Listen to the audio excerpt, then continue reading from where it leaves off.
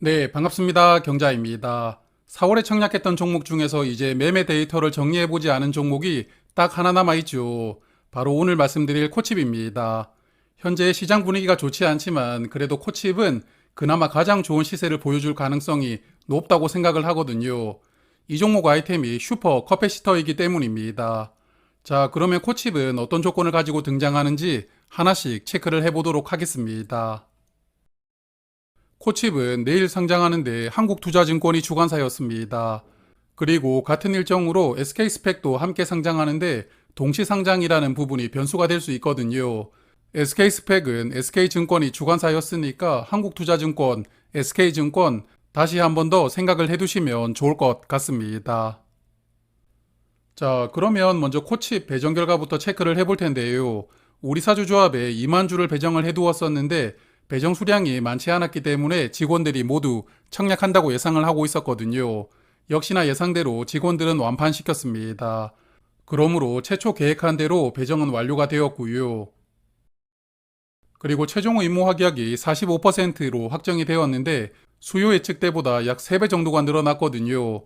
좋은 수준으로 늘어났다고 생각합니다. 확약을 세부적으로 보면 3개월 확약이 31% 정도 되고 6개월 확약이 약 11%로 3개월과 6개월 장기간 확약이 대부분을 차지하고 있거든요. 그러므로 이 종목을 청약했던 기관들은 비교적 장기간 보유를 해도 괜찮겠다 이렇게 판단을 하면서 의무 확약을 적극적으로 신청했다고 생각을 해볼 수가 있겠습니다. 그리고 기관 투자자 배정 물량은 운용사에서 약 74만 주를 받아갔는데요. 배정 수량의 67%를 운용사에서 받아갔고 다음으로는 외국인이 약 17만 주를 받아갔는데요. 외국인은 약 2만 주 정도 확약이 걸려 있으니까 어제 말씀드렸던 마린솔루션보다는 확약이 많은 상황입니다.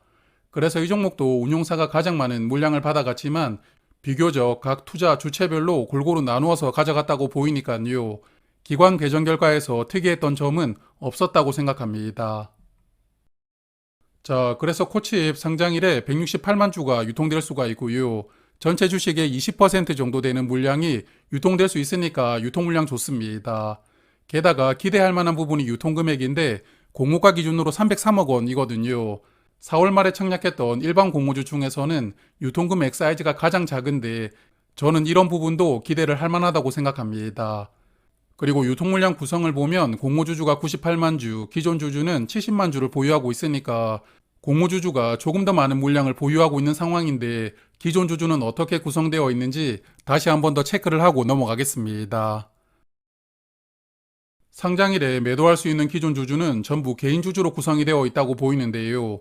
여기 교회가 10만 주를 보유하고 있지만 이 집단도 개인 주주라고 생각을 해야 될 것 같고요.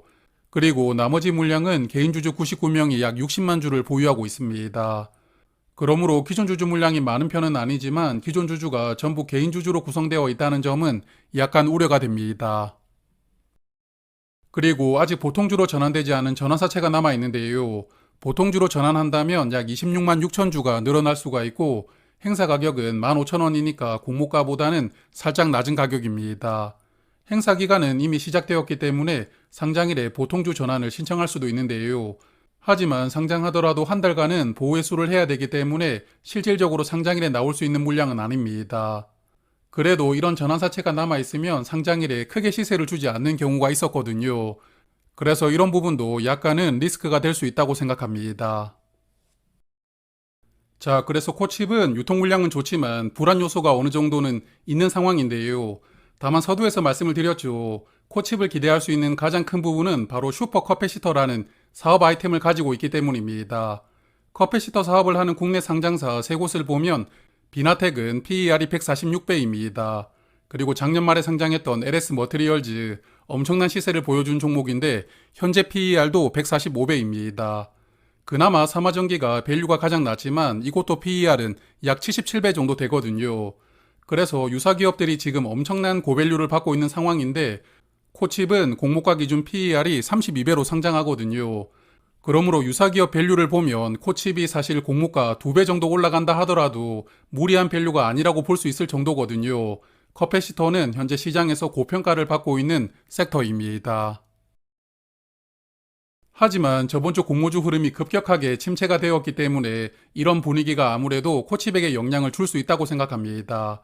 지금 JMNS를 시작으로 D&D 파마텍, 민테크까지 상장할 때마다 시세가 조금씩 내려가면서 점점 고점도 내려오고 있는 상황인데요.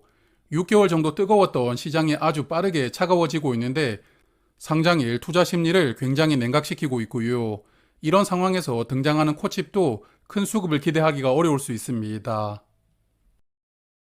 그래서 아무래도 분위기상 상장일부터 적극적으로 매수하려는 수급이 많지 않을 수 있지만 그래도 코칩은 유통 물량이 좋고 유통금액이 가볍다는 장점이 있거든요. 앞서 상장했던 세 종목 절반도 되지 않은 유통금액이니까요.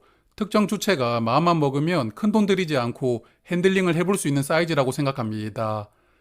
그래서 최근 시장 흐름이 매우 차가워졌지만 슈퍼커패시터 시장은 뜨겁다는 점, 그리고 유통금액이 가볍다는 점도 코칩을 기대할 만한 포인트가 될 수 있다고 생각합니다. 그리고 같이 상장하는 SK스펙이 변수가 될 수가 있는데요. 일단 SK스펙 모집하는 금액이 60억 원이라서 여기도 사이즈는 아주 가볍다는 장점이 있습니다. 그러므로 두 종목으로 수급이 분산될 텐데 지난 5월 2일에 D&D 파마텍과 유안타 스펙이 함께 상장을 했었잖아요. 이날은 둘 다 흐름이 좋지 않았지만 시세는 비슷하게 나왔습니다. 약 50% 정도로 시작해서 65%까지 상승하고 흘러내렸거든요.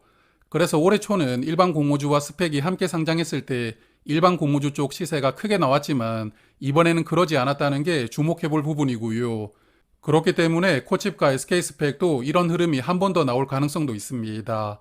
여하튼 두 종목 다 기대할 만한 포인트가 있지만 차가워진 시장 분위기 속에서 얼마나 선방을 해줄 수 있느냐가 중요할 것 같습니다. 코칩은 공모가가 18,000원이었습니다. 최근 분위기를 고려했을 때 공모가 2배 정도 시세가 나오는 게 쉽지 않을 것 같지만 그래도 한번 분위기를 반전시켜주길 기대를 해보고요. 그리고 SK스펙도 상황이 녹록하지는 않지만 그래도 3,000원 이상으로 출발해서 4,000원 넘겨주는 좋은 시세가 나오는 것을 한번 바라보고 싶습니다. 마지막으로 이자 비용을 리마인드를 해보면 코칩은 약 1,450주당 비례 한 주를 받을 수가 있었고요.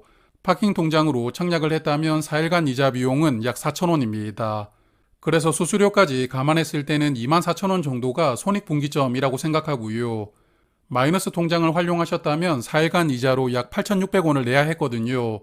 그러므로 마통을 활용하신 분들은 29,000원 정도가 손익분기점이 됩니다. 그리고 SK스펙은 약 1,100주당 비례 한 주를 받을 수가 있었는데요. 환불기간 이틀이었습니다. 그래서 파킹 통장 이틀 이자가 340원 정도 되니까 수수료를 감안한다면 손익분기점은 2,600원 정도로 생각을 해보았고요. 마통을 활용하셨다면 이자 비용이 730원 정도였으니까 수수료를 감안했을 때 손익분기점은 3,000원 정도가 되지 않을까 생각합니다. 자, 그러면 두 종목 상장하는 내일 아침에도 라이브 진행하니까요. 시간 되시는 분들은 아침에 뵙도록 하고 이제 휴일이 오늘 하루 남았죠. 편안하게 마무리하시길 바랍니다. 고맙습니다.